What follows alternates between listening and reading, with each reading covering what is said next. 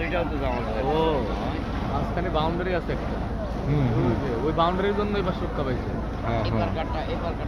বাউন্ডারির জন্য এদিকে এই অত boundary আসতে র পারে জন্য এই পারটা রক্ষা পাইছে।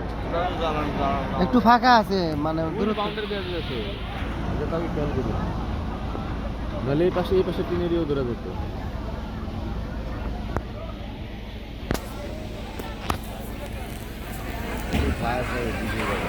এই মুখে আগুন চালবে, এই এই এই তোমার আগুনটা দিকে আছে। ও তো আগুন কমাইতে আওয়া লাগতো না, আগুনের সূর্য এত রাখতে হতো। এক গাড়ি খাওয়া হবে পানি। ফায়ার সার্ভিস দেখবেন পুরো পাম্প 4টা ইউনিট কাম করলো, 4টা ঘন্টা কাজ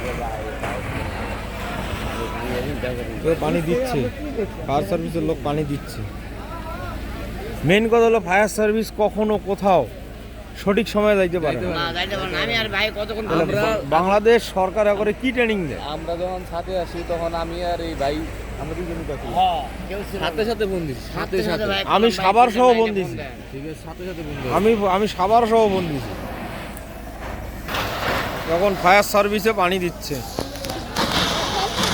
দেখতেছি যে পুরো বাড়ি ঘুরে গেছে, তখন আমি আপনি কিছু এই দিক থেকে যদি আমাদের এদিকে লাগে, সেটা তো একটা ভয় থেকেই যায়। এদিক একটা কারেন্টের তার তো বুঝুন না,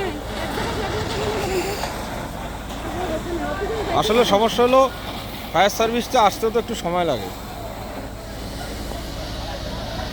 এটা তো আর সুইচের মতো না যে বলার সাথে সাথে চলে আসবে। ওরা আসতে সময় ঠিকই কম লাগে, কিন্তু মনে হয় আমাদের আতঙ্কে যে না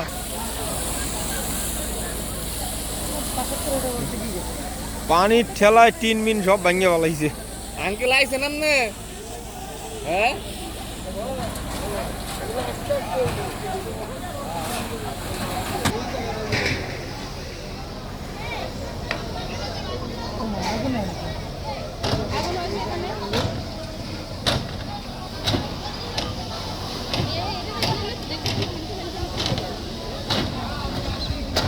ওই যে ভাঙি দিতেছে, এখন কাম করতেছে আসল কাম।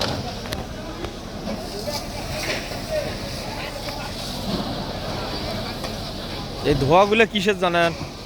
মানুষের খেতা কাপড় আছে না, ওগুলোর আগুন এগুলো।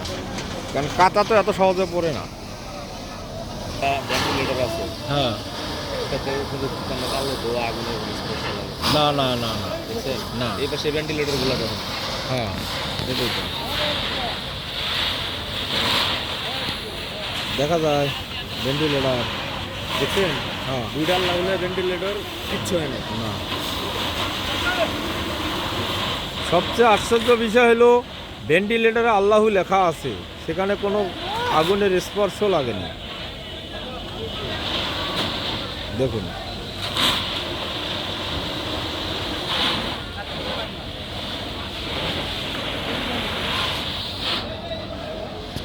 এখন ফায়ার সার্ভিস আগুন নেভানোর জন্য আপ্রাণ চেষ্টা করতেছে।